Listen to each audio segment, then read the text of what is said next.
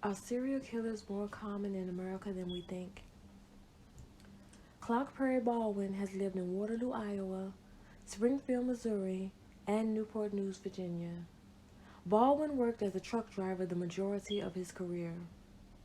Who knows what happened between graduating high school in 1979 and 1990? What is known is that he traveled all over the country and had ample time to live a double life. In 1991, he raped a 21-year-old hitchhiker at gunpoint. The young lady told police that Baldwin struck her on the head, bound her hands and mouth, and tried to choke her to death. He also allegedly handed her a gun and told her to kill him. When the police arrived, he told them he was remorseful, and he also told them what happened. He was released.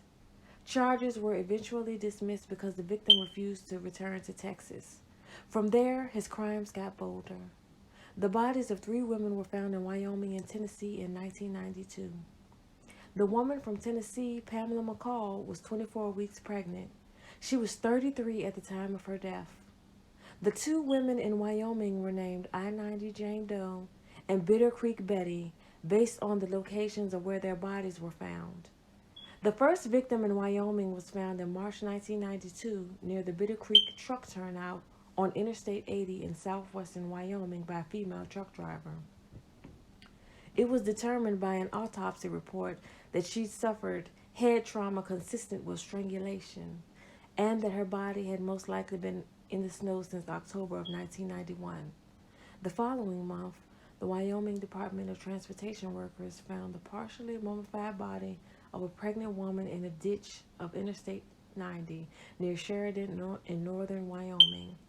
An autopsy was performed on her, but they did not determine the cause of death. They did find that she had an injury consistent with suffering a blow to the head.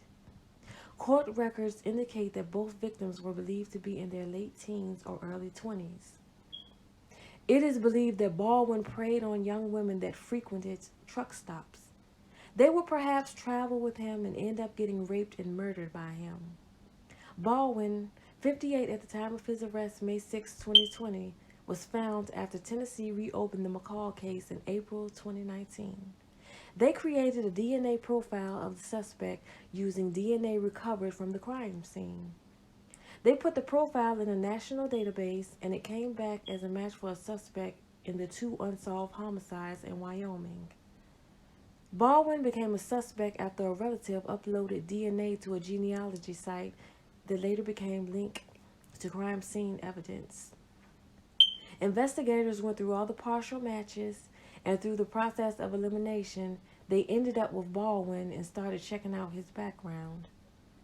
What stood out was that he was the correct age range and was a former truck driver. He was followed, and investigators collected items he touched at the store and put back, swabbed the handle of his shopping cart, and his garbage. This is not his first brush with the law. Baldwin and 2 female associates were raided by Secret Service agents and found to have been making counterfeit U.S. currency on a personal computer. He was indicted on counterfeiting charges, sentenced to 18 months in prison, and released in 1999. His former neighbor said that he was quiet and kept to himself. The neighbor also said that he'd never seen Baldwin talk at all, and that's weird in their opinion. A former roommate who met Baldwin in 2008 has the opposite opinion of him. He was described as a gentle giant, a kind and loving friend, and generous with his friends. It is not known if he changed his murderous ways by that point in his life as he's gotten older, or if he was just a great actor. It leaves one to wonder. How many victims met their demise after encountering Baldwin? The world may never know. What we know for certain now is that a monster is off the streets, and the family of at least one victim had the opportunity to see their loved one's killer brought to justice.